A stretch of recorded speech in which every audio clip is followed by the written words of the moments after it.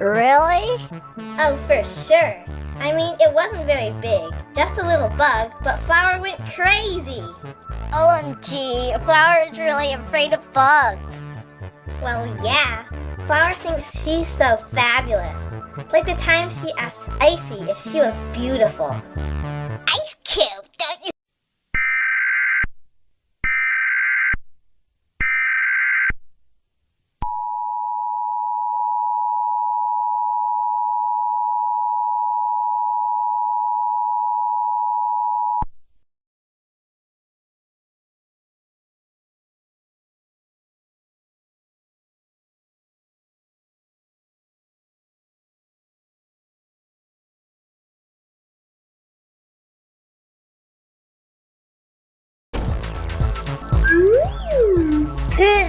You nearly pulped me. Oh, it's not my fault.